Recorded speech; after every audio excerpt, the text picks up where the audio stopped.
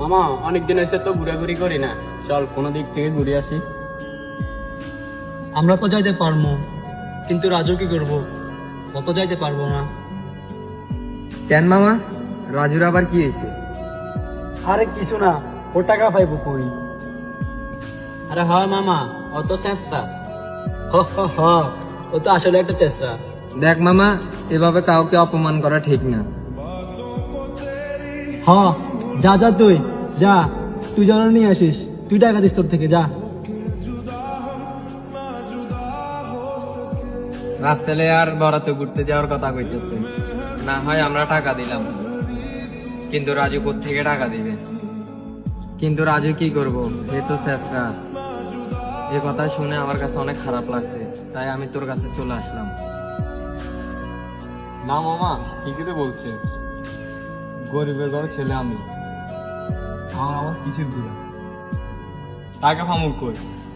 না মামা, মনে কষ্ট নিস না, তুই তো আমার কষ্টটা বুঝলি, এটাই আমার কাছে অনেক কিছু। না বন্ধু, অনেক খারাপ লাগছে আমার। ওরা নাকি আবার বন্ধু বন্ধু হয়ে অনেক অপমান করলো। বন্ধু, সমস্যা নাই, আসলে সব মানুষ তো সব মানুষের কষ্ট বুঝে না। সবশেষে মামা আমি একটা কথা বলি, কষ্ট সময় দিয়ে ফাঁসে থাকে সে আসল বন্ধু। আর একটা কথা শুন, যে নিজেকে বড় করতে গিয়ে অন্যকে ছোট করে, সে কখনোই বন্ধু হতে পারে না। না মামা, এই কথাগুলো শুনে আমার কাছে অনেক খারাপ লাগছে। আচ্ছা, আমার একটা বন্ধু আছে, আমি তারা কল দিয়ে বলি আমরা 3 জনে মিলে ঘুরতে যাব। হ্যালো মিলাদ, কই তুই মামা? একটু পুকুর পাড়ে আয় তো। তুই মামা কবে যে একটু বলবি?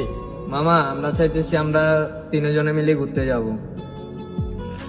ও আমার ক্লোজ বন্ধু, ওর নাম রাজু। ওর অনেক সমস্যা চলতেছে, তাই আমাদের সাথে ঘুরতে ফিরতে যাইতেছে না। আমাদের আরো 2টা বন্ধু আছে, ওরা বলতেছে রাজুর কাছে টাকা নাই, রাজু ঘুরতে যাইতে পারবে না। এই কথা শুনে আমার অনেক খারাপ লাগছে। তো বন্ধু, তোকে একটা কথা বলতাম, আমরা 3 জনে একসাথে ঘুরতে যাই। ওর কাছে তো টাকা পয়সা নাই, আমাদের থেকে টাকা দিয়ে ওকে নিয়ে ঘুরতে যাই আমরা। আচ্ছা সমস্যা নাই, আমাদের কাছে যাদের টাকা আছে তাহলে ওকে নিতে আমাদের সমস্যা নেই, আমরা তাহলে একসাথে 3 জন ঘুরতে যাবো।